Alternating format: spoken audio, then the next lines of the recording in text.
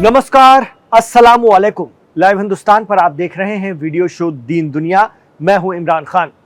भारत में बिहार के chief minister और एक बेहद सीनियर लीडर नीतीश कुमार का मामला अब इंटरनेशनल सुर्खियों में आ गया है। मुस्लिम देशों और अरब मुल्कों के मीडिया में इसको लेकर के चर्चा है और सोशल मीडिया से लेकर ये इंटरनेशनल मीडिया में पहुंचा और अरब मुल्कों के मीडिया ने इसको लेकर एक सख्त रुख अपनाया है। दरअसल बिहार के वजीर आला या मुख्यमंत्री नीतीश कुमार करीब 2 दहाइयों से बिहार के इख्तिदार में हैं, सत्ता में हैं और उनकी जो पहचान बनी है वो उनके इस तरह के सुलूक से मेल नहीं खाती।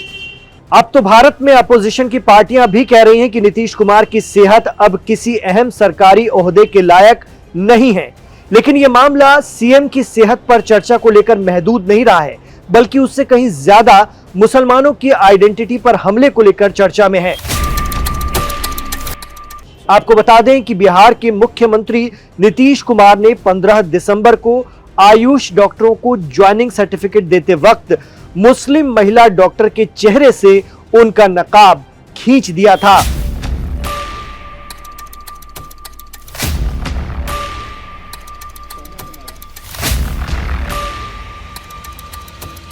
तो तुर्की से लेकर कतर तक के मीडिया में सीएम नीतीश कुमार के इस तरह के अमल को लेकर के तबसरा देखने के लिए मिल रहा है।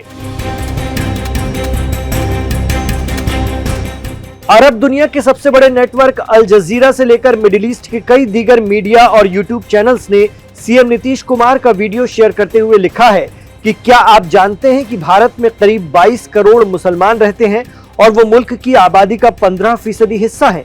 इतना ही नहीं, वेस्ट एशिया के अरब मुल्कों में भारत के बड़े कारोबारी साझेदार हैं और लाखों की तादाद में यहाँ हिंदुस्तानी काम करने जाते हैं, वहां रहते हैं। ऐसे में भारत में हुआ कोई भी वाकया वहां पर असर डालता ही डालता है। दरअसल किसी भी मुस्लिम महिला का हिजाब खींचना या नकाब खींचना ये एक ऐसी बात है जिसे मुस्लिम मुल्कों का मीडिया इस्लामिक तरीके के लिबास पहनने की आजादी से जोड़ कर देख रहा है और ये आजादी भारत में मिली हुई है। बावजूद इसके एक जिम्मेदार ओहदे पर बैठे इंसान के जरिए भरी महफिल में ऐसा किया जाना किसी को भी हजम नहीं हो रहा है। ये वाकया जब मुस्लिम बहुल या अरब मुल्कों के मीडिया में चर्चा का सबब बना है तो इससे वहां रहने वाले भारतीयों को लेकर भी एक सोच बनती है।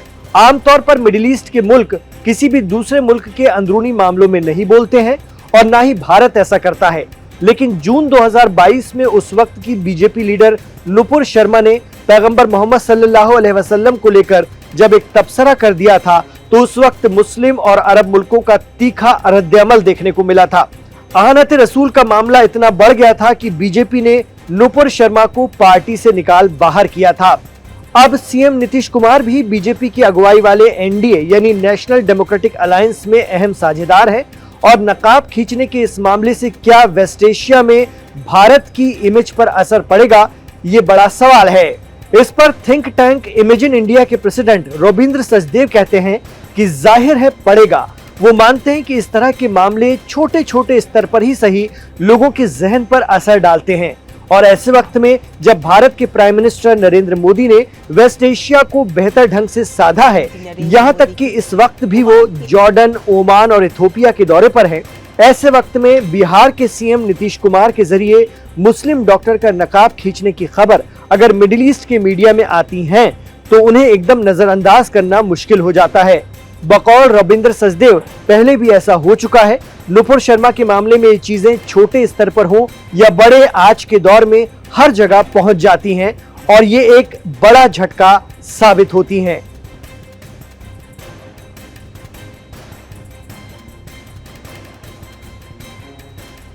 वहीं सीएम नीतीश कुमार के मामले में एक्सपर्ट कहते हैं कि एक तो प्रतिक्रिया होती है स्टेट लेवल पर जो कि दूसरे देश देते हैं या वहां का मीडिया देता है और दूसरा होता है अवामी रिएक्शन यानी जनता की प्रतिक्रिया।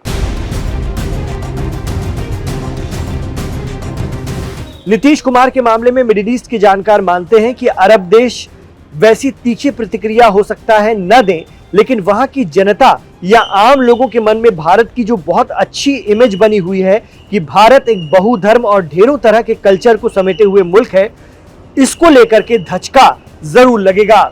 एक्सपर्ट कहते हैं कि पश्चिम एशिया के आम लोगों में यानी मिडिल ईस्ट के आम लोगों में भारत की छवि बहुसांस्कृतिक, बहुभाषिक, बहुधार्मिक और एक उदार लोकतंत्र की है। भारत में धर्म के आधार पर किसी पर हमला होता है तो इस इमेज पर असर पड़ता है। दुनिया में दो मुद्दे बहुत ही सेंसिटिव माने जा रहे हैं। एक मुद्दा इस्लामोफोबिया का है और दूसरा एंटी सेमिटिज्म यानी यहूदी विरोध का है। ऐसे में तुरंत ऐसे वाकयों को वर्ल्ड लेवल पर इस्लामोफोबिया से जोड़ दिया जाता है। वहीं कुछ लोगों का मानना है कि सत्ता पर बैठा शख्स जबरन किसी महिला का हिजाब या नकाब हटाता है तो ये इंसानी मर्यादा, इंसाफ और नैतिकता का उल्लंघन है। भले ही इंटरनेशनल सतह पर बहुत से देश इस मुद्दे पर बोलने से बचें, लेकिन इस तरह की घटनाओं का मनोवैज्ञानिक असर काफी गहरा होता है।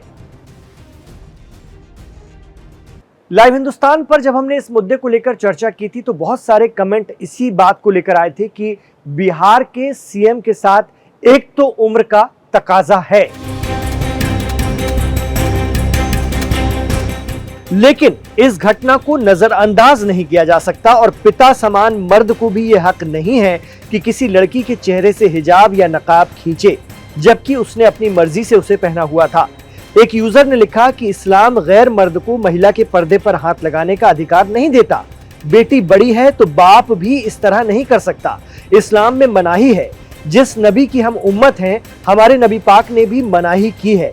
बेटी सर का ताज मानी गई है। इस्लाम में सर के ताज की इज्जत करना सिखाया जाता है। इस्लाम में बेटी की बहुत बड़ी अहमियत है। एक और यूजर ने लिखा था कि मैं जरूर मानता हूं कि सीएम नीतीश कुमार जी ने एजुकेशन में बहुत अच्छा काम किया है, खासकर महिलाओं और उनमें भी मुस्लिम महिलाओं के एजुकेशन की दिशा में। उनकी नौकरी और फलाह के लिए उनकी तारीफ की जानी चाहिए, लेकिन स्टेज से आया ये वीडियो अच्छा पैगाम नहीं देता। वो महिला क्या सोचेंगी? So sorry Nitish Kumar sir.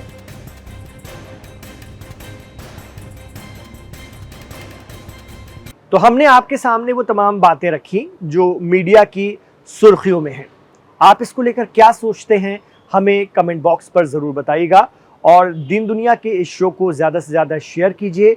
साथ में आप व्हाट्सएप के ज़रिए भी इसे अपने दोस्तों और रिश्तेदारों तक पहुंचाइए।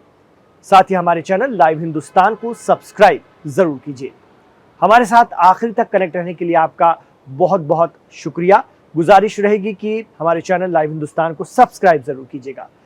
बहुत बहुत शुक्रिया। अपना ख्याल रखिए और अपनी दुआओं में हमें याद रखिए।